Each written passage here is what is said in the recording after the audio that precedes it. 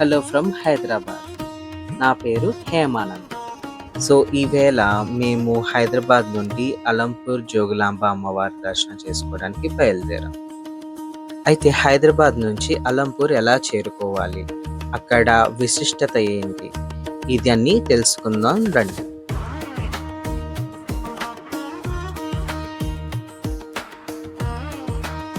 కాచిగూడ నుంచి అలంపూర్కి daily train తీసుకుంటే 3.5 hours to 4 hours మనం రీచ్ అయిపోతాం. అక్కడ స్టేషన్లో ఫుల్గా వర్క్స్ అవుతున్నాయి.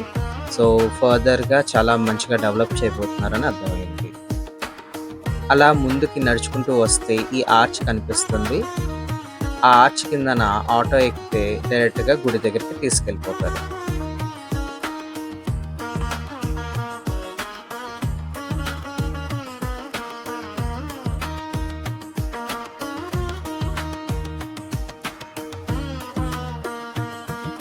సో ఇక్కడతో వెహికల్స్ అన్నీ ఆపేస్తారు. ఇది పార్కింగ్ లాట్ అనమాట. సో గుడి ప్రాంగణంలోకి ఎంటర్ అవ్వగానే మీకు లెఫ్ట్ అండ్ రైట్ చాలా టెంపుల్స్ కనిపిస్తూ ఉంటాయి. ఇవన్నీ కూడా మీకు చూపించే ప్రయత్నం చేస్తాను. ఈ ప్రాంతం యొక్క విశిష్టత తెలుసుకుందాం రండి. అయితే శివుడు కోపంతో బాధతో సతీదేవిని పట్టుకొని విశ్వమంతా తిరుగుతున్నప్పుడు విష్ణుమూర్తి తన సుదర్శన చక్రంతో సతీదేవిని ముక్కలుగా చేస్తారు. అలా ముక్కలుగా పడినవే ఆ అష్టాదశ శక్తిపీఠాలు. అందులో ఒకటి ఈ అలంపూర్ జోగులాంబ అమ్మవారి దేవాలయం. అయితే ఇక్కడే అమ్మవారి ఊర్ధ్వదంతం పడింది. అమ్మవారు ఉగ్రస్వరూపిణి. అమ్మవారి తల మీద బల్లి, తేలు, కప్పిలం, కప్పాలం ఉంటాయి. తేజోవంతమైన శక్తి స్వరూపిణైన అమ్మవారిని అందరూ ఒక్కసారైనా దర్శించుకోవాలి.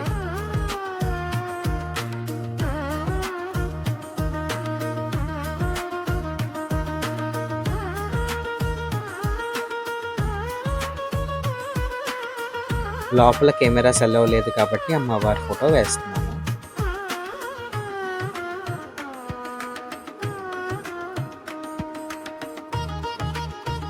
తుంగభద్ర నదీ తీరాన ఉన్న ఈ ప్రదేశం యొక్క విశిష్టత ఇంతటితో అయిపోలేదు. అయితే ఇక్కడే బ్రహ్మ తాను చేసిన తప్పును తెలుసుకుని శివుడి కోసం తపస్సు చేసినట్టు స్థల పురాణం చెప్తుంది. బ్రహ్మ తపస్సు వల్ల వెలిసిన శివలింగము కాబట్టి ఇక్కడ బ్రహ్మేశ్వర స్వామి అని పేరు. ఇక్కడ మొత్తం నవబ్రహ్మలింగాలు ఉంటాయి. బాల, స్వర్గ, పద్మ, గరుడ, కుమార, తారక, అర్క, వీర, విశ్వ బ్రహ్మలింగాలు. అయితే ఇక్కడ నవలింగాల్లోని బ్రహ్మ ముద్ర మీరు చూడవచ్చు. చాలా అరుదుగా ఉంటాయి. 7వ శతాబ్దంలో చాళుక్యులు కట్టించిన ఈ గుడి ఆర్కిటెక్చర్ చూడడానికి చాలా అద్భుతంగా ఉంటుంది.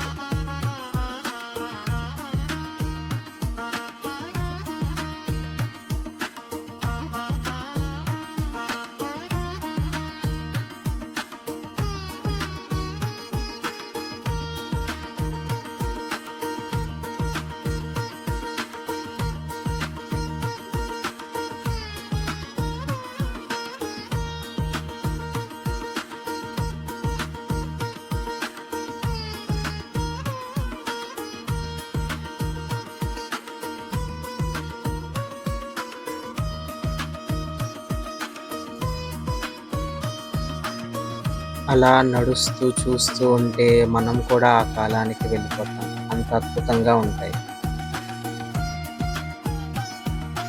దర్శనాలు అయిపోయిన తర్వాత ఇక్కడే దేవస్థానం వారు పెట్టిన అన్నప్రసాదాలు కూడా తీసుకోవచ్చు.